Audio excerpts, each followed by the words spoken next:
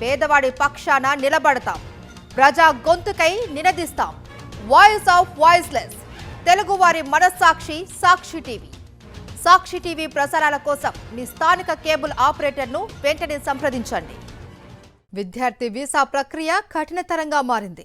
H1B holders భయంగా బతుకుతున్నారు. అయినా ట్రంప్ ఆగట్లేదు.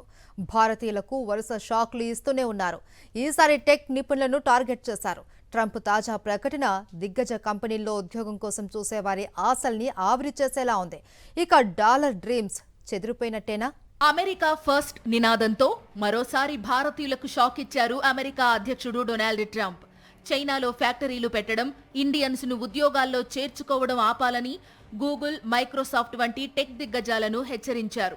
అమెరికన్లకే ఉద్యోగాలు ఇవ్వాలని, అమెరికాపైనే ప్రధానంగా దృష్టి సారించాలని స్పష్టం చేశారు. ట్రంప్ కామెంట్స్ తో అగ్రదేశంలో ఉన్నతోద్యోగం సాధించాలని కలలు కంటున్న భారతీయ యువత గుండెల్లో రాయిపడినట్టయింది. వాషింగ్టన్ డీసీలో జరిగిన ఆర్టిఫిషియల్ ఇంటెలిజెన్స్ సదస్సుకు ముఖ్య అతిథిగా ట్రంప్ హాజరయ్యారు.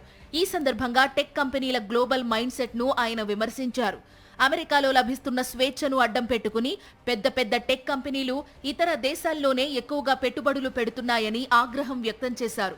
ఇది లక్షలాది మంది అమెరికన్లకు జరుగుతున్న ద్రోహంగా ట్రంప్ అభివర్ణించారు.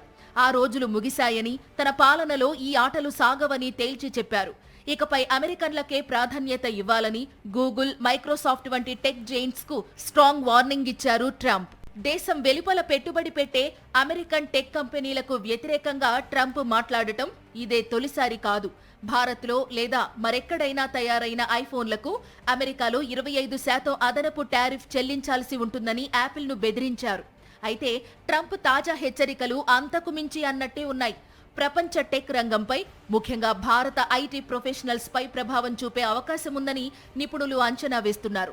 1990లో H1B ప్రోగ్రాం మొదలైనప్పటి నుంచి అమెరికాకు భారతీయ టెక్ నిపుణుల వలస మొదలైంది.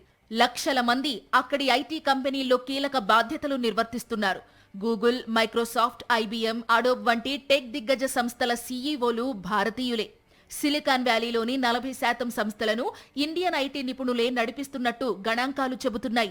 అమెరికాలో పనిచేసేవారు ఒక ఎత్తైతే, అవుట్ సోర్సింగ్ ద్వారా భారత్లో విధులు నిర్వహించేవాళ్లు పెద్ద సంఖ్యలోనే ఉన్నారు. అమెరికన్ సంస్థలు భారతీయులను నియమించుకోవద్దన్న ట్రంప్ ఆదేశాలు అమల్లోకి వస్తే మన ఐటీ ప్రొఫెషనల్స్ కు కష్టకాలమే. అయితే ట్రంప్ రూల్ తక్షణమే అమలు చేయడం సాధ్యం కాని పని అంటున్నారు టెక్ ఎక్స్పర్ట్స్. విదేశీ వృత్తి నిపుణులను భర్తీ చేసేందుకు అమెరికన్లను ఉద్యోగాల్లో చేర్చుకోవాల్సి ఉంటుంది. విదేశీ వృత్తి నిపుణులను భర్తీ చేసేందుకు అదే సంఖ్యలో అమెరికన్లను ఉద్యోగాల్లో చేర్చుకోవాల్సి ఉంటుంది. ఇది అంత ఈజీ కాదంటున్నారు. కాబట్టి ప్రస్తుతానికి ఇండియన్ టెకీస్ కు టెన్షన్ లేదు. భవిష్యత్తు మాత్రం ట్రంప్ చేతుల్లోనే.